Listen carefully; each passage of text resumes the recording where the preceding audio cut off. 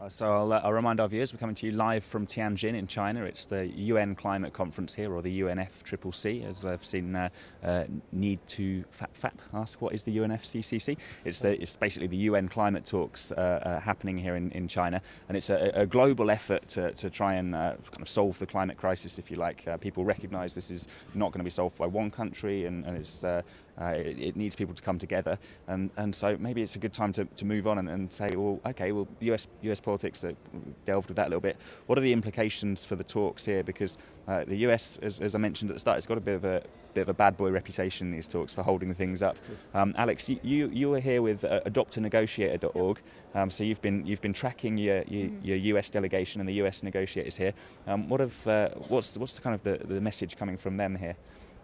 I think it's a mixed message. I think there's a lot of concern about reaching a consensus because the UN process is work by consensus. Every single country needs to agree, and it's clear every country is approaching this with their own interests, including, of course, the United States.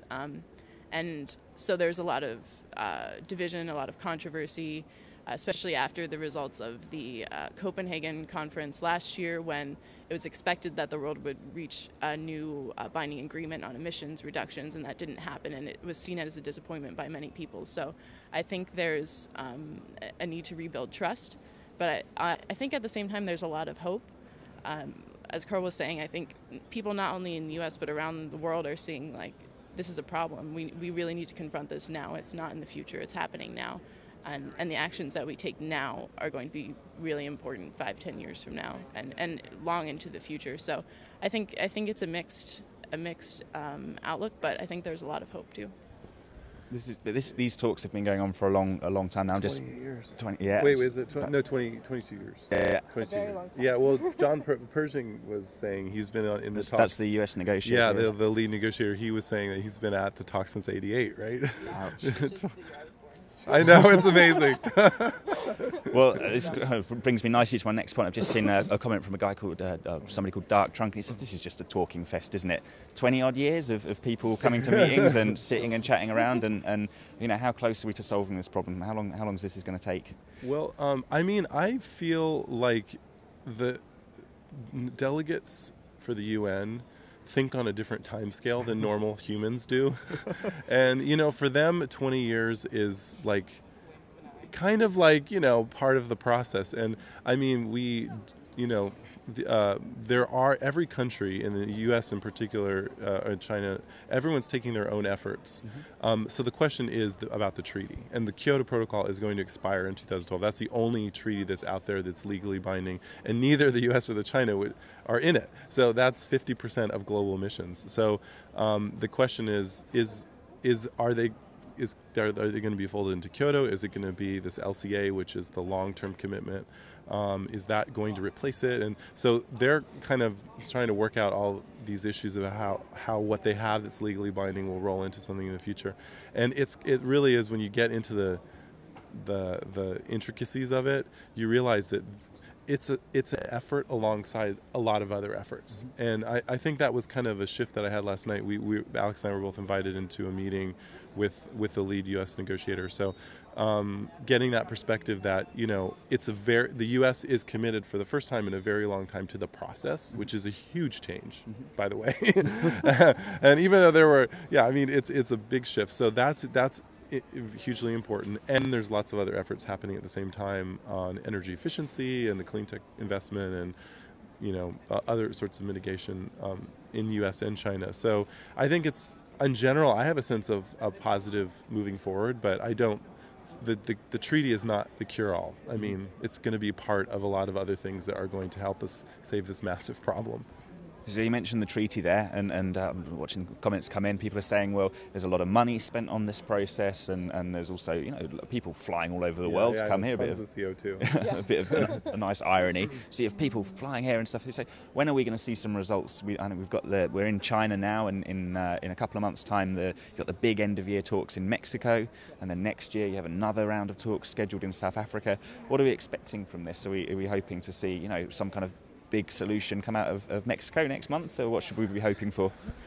Maybe not. A lot of people are actually saying that there probably won't be a binding emissions agreement in Cancun, which sounds disappointing, and I think maybe it is, but they're also hoping for one in 2011 in South Africa, so that's something to look forward to. And I also think that most people here are now talking about a package of decisions. So they're talking about technology transfer, climate finance, so helping other less developed and poor countries adapt to the effects of climate change and use cleaner technologies.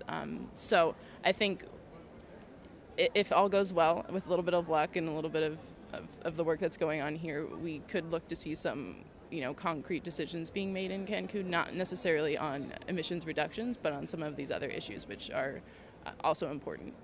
And I think the chance will be better if Alex gets to address the assembly again.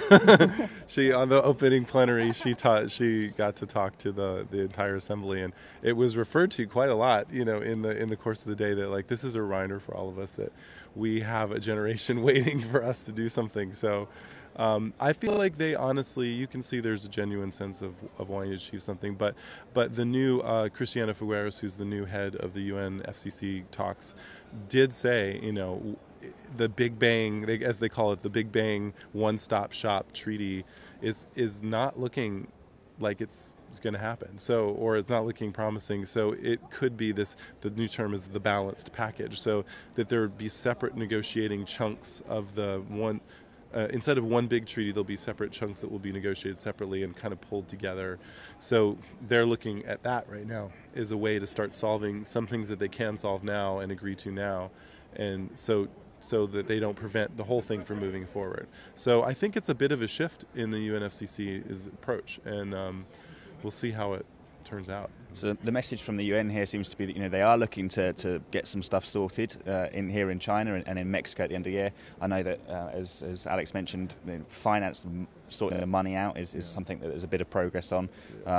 Deforestation, stopping the massive scale of deforestation, which is whether you care about climate change or not is not a good thing. And then technology, making sure that we've got technology in place to deal with the impacts of climate change and to make sure that poor countries can adapt. So they're looking to make some progress, but they don't think they're going to get a climate deal, a big global solution this year. So really it's down to people, and there does seem to be quite a lot of energy around at the moment. I think you've got this big event coming in a couple of days' time, 10-10-10. So maybe we should wrap up and remind our viewers how they can get involved with that. I don't know, Karl, if you want to give us a brief overview? Yeah, well, the 10-10-10 event is events all over the world, and there's a bunch of suggestions. If you go to the 350.org site, you can sign up there and do your own actions, and it's everything from like planting a garden to schools putting solar panels on.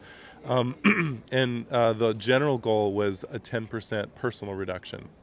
That if everyone made their own, it's like, it's a pretty big chunk when you add it all up. If we could all, or even if half of us could make a 10% reduction, it would be, a sign, and it would certainly not solve the problem, but it would be, a step in the right direction and a sign to politicians that it's time for them to act. So I think that's, there's definitely a lot of movement building. And there's unlikely suspects as well in this, like, a lot of churches have joined in, that normally people would say are more conservative. We have well.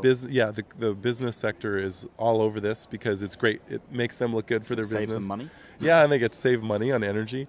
And, the veterans, a lot of military. The military has sort of become an unlikely ally and really putting forth the message that we need clean energy as an issue of national security. We need to get on it from that perspective. So I think we're seeing a kind of this sort of motley crew of Americans coming together.